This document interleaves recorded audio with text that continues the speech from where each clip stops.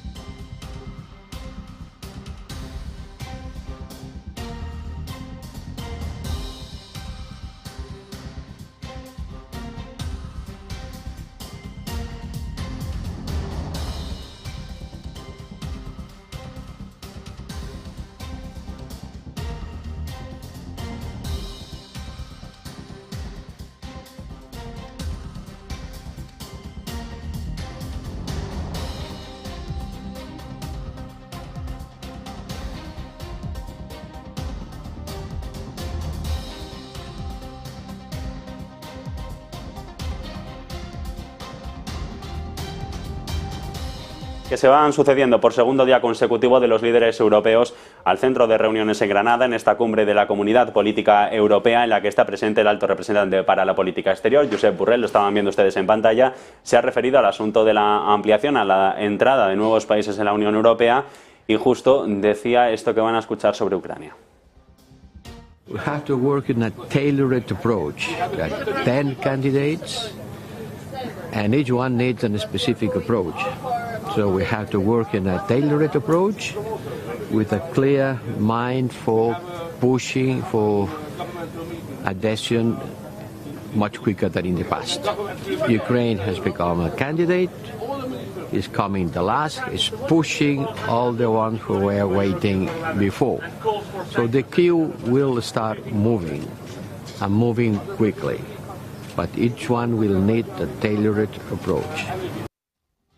Ha comentado Borrell también esos primeros esbozos sobre un acuerdo en política de migración y asilo del que ha dado cuenta, al menos por parte del primer borrador, los socios este mismo año. En la cumbre de los 27 hoy en Granada se está tratando este tema de la migración. Tendremos a partir de la tarde rueda de prensa conjunta. Se prevé Sánchez, von der Leyen, Michel calificando las primeras conclusiones de esta reunión de la Comunidad Política Europea. En cualquier caso, se han ido sucediendo las noticias, se han ido sucediendo las entradas y hemos visto también entre los pasillos a Viktor Orbán, el primer ministro de Hungría. Ha afirmado que el pacto migratorio que ahora mismo negocia la Unión Europea directamente dice implica violar con leyes y políticas a países como Hungría y Polonia que directamente no están conformes. There is no agreement on immigration because previously we decided that migration will be regulated on a unilaterally agreement basis, which was changed last meeting. Poland and Hungary was not satisfied with the proposal, but they pushed us through, pushed through the proposal. So Hungary and Poland was totally left out of that. So after this, there is no any chance to have any kind of compromise and agreement on migration. Politically, it's impossible. Not today, generally speaking, for the next years, because legally we are, we are raped. So if you are raped legally, forced to accept something what you don't like, how would you like to have a compromise and agreement? It's impossible. Es la reacción de Orbán después de que los ministros de Interior fijaran la semana pasada la posición de los 27 para negociar ese mecanismo de la gestión de crisis migratoria, un expediente clave en la reforma de migración y asilo, con un mandato que salió adelante, como especificaba Orbán, con el apoyo de una mayoría cualificada de países, pero con la oposición de frente de Hungría y Polonia, que no pudieron, en todo caso, frenar el acuerdo después de ese beneplácito que le dieron las desavenencias solucionadas entre Italia y Alemania. Y luego está la división sobre el envío o no de armamento a Ucrania. Eslovaquia, ayer, tras el cambio de gobierno, tras ganar hace una semana Robert Fico las elecciones en el país, decía que no iba a mandar más armamento al país. De momento, España sí que anunció el envío de 6 nuevos lanzamisiles aéreos Hawk y hoy ha sido el ministro de Defensa sueco el que ha dado luz verde a un nuevo paquete militar de 200 millones de dólares, y aquí lo que se va a enviar concretamente es munición por artillería de 155 milímetros, repuestos de sistemas de armas, comunicaciones por satélites y equipos de infantería. Está compuesto todo esto principalmente para, según dice el titular de Defensa, que las Fuerzas Armadas puedan ayudar a mantener el envite de la guerra en Ucrania. También se les va a proporcionar formación a los pilotos ucranianos en el ámbito de los aviones de combate, tal vez donando aviones Gripen o exportando aviones, lo que podría confirmarse en todo caso antes del 6 de noviembre. Miramos también a las disputas que está habiendo en la zona del Mar Negro, no por el grano, sino por un proyecto de gas que está atrapado en una disputa diplomática sobre la oposición de Austria a permitir que Rumanía ingrese en el área Schengen sin fronteras de Europa. El caso es que este proyecto del Mar Negro está participado en Neptune Deep a mitad entre una operadora petrolera austriaca y el gobierno rumano. La energética austriaca OMV es copropietaria de este proyecto frente a la costa de Rumanía, que podría bombear 10.000 millones de metros cúbicos por año a partir de 2027. ¿Qué pasa? Que el primer ministro rumano, Marcel Ciolacu, dijo que su gobierno no estaba dispuesto a modificar una ley que rige las ventas de gas en alta mar, a lo que OMV se ha opuesto siempre y cuando Austria siga vetando su entrada a un país en Schengen. En junio ya llevó la empresa a Rumanía ante un tribunal de arbitraje internacional después de que Bucarest cambiara la ley que rige las ventas de gas en alta mar para garantizar un veto gubernamental sobre los contratos privados en situaciones de emergencia.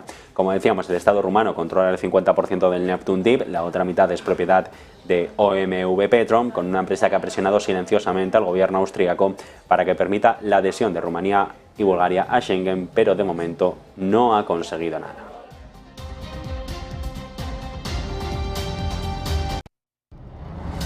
Y mientras tanto, lo que se está haciendo es negociar con Noruega desde el punto de vista militar entre Rusia y Noruega la discusión de más cooperación fronteriza, porque Oslo quiere estabilidad en el Ártico. Marta Vilar.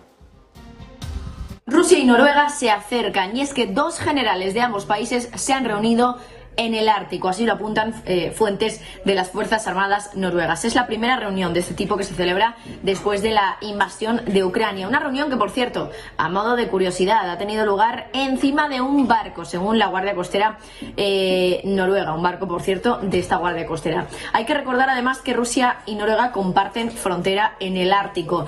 Además, también ambos países tienen cooperación pesquera desde 1970 aproximadamente, y que hay un acuerdo bilateral entre ambos países para la cooperación en la frontera desde 1949. Claro, desde Noruega dicen que es crucial, que es muy importante que se celebren reuniones de este tipo para discutir desafíos, para aprobar y acordar objetivos comunes y también medidas necesarias en materia de cooperación fronteriza, cooperación de rescate y también gestión pesquera. El objetivo también, evitar, según Noruega, accidentes y malentendidos entre ambos países. Hay que recordar también que desde la invasión de Ucrania, Noruega sigue siendo a día de hoy el único país europeo, además de las Islas Feroe, que permite atracar a los buques pesqueros rusos. Así que de momento parece que hay acercamiento entre Noruega y Rusia, parece que de momento solo en materia pesquera, pero no deja de ser algo relevante. Rusia y Noruega acercando posturas con esa reunión entre sus dos generales. Gracias, Marta. Entre tanto, protagonistas de la sesión en los mercados del crudo hoy son los títulos de ExxonMobil. La mayor petrolera de Estados Unidos se está anunciando que podría hacerse por $60.000 millones con Pioneer, el tercer mayor productor de la cuenca pérmica de Estados Unidos, el centro de producción del ligero West Texas. De momento, en todo caso, la operación está en liza, pero eso sí, de ser en algún momento tendría que ser ahora. La Agencia Internacional de la Energía estima que la demanda de crudo va a marcar en 2023 niveles récord, que crecerá este año en más de 2 millones de barriles diarios, hasta superar los 102. Entre los motivos que impulsan el comportamiento se espera un incremento del consumo por parte de China, combustible para aviones o materias primas petroquímicas. Lo que estima la AI es que la actividad de las refinerías va a aumentar, lo va a hacer hasta 2025 al menos, y que luego el mercado seguirá apostando por un crudo de los 3 dígitos en la zona de esos $100, de la que de momento hoy se va alejando, con caídas mínimas de medio punto porcentual para el Brent, para esa referencia en Europa. Exxon está en una buena posición financiera, ha reducido el gasto en los últimos tiempos, ha recortado costes, ha cosechado beneficios de las inversiones de la era de la pandemia y ha llevado los beneficios a récord de los $59.000 millones en el 22. Los títulos en el mercado han ganado en los últimos 12 meses más de un 80%. Vistazo también al Banco Central Europeo. Después de una semana en la que hemos escuchado hablar a Christine Lagarde, a varios miembros de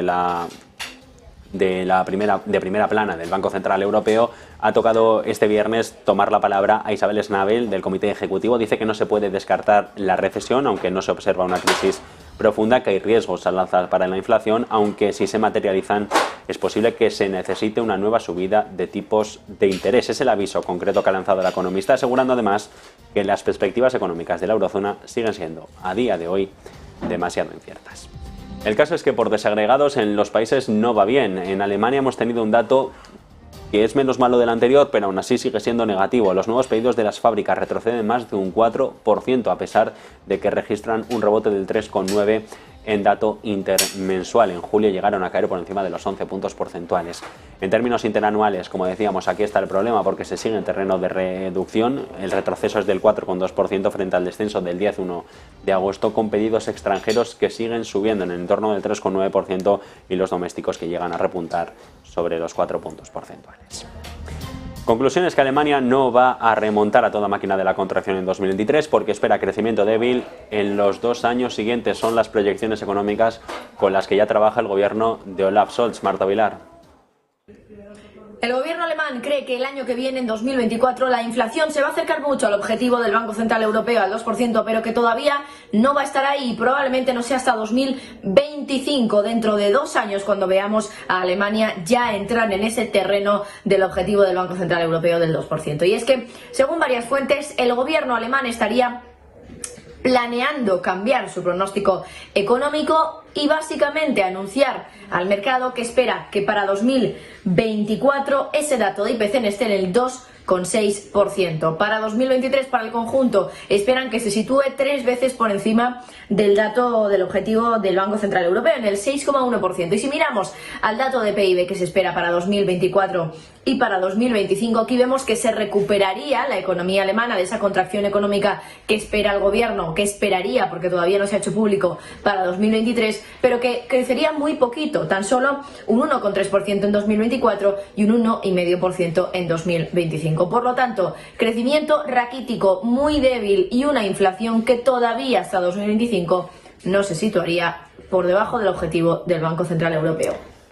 Pues dan casi cuarto, las 2:15 de la tarde, hora central europea. Nosotros hacemos una breve pausa para publicidad y a la vuelta especial informativo dirigido por Marta Vilar, con el ojo puesto en ese dato de empleo y en el catalizador del mercado. Veremos cómo abre Wall Street. De momento en futuros la sesión sigue siendo prácticamente plana.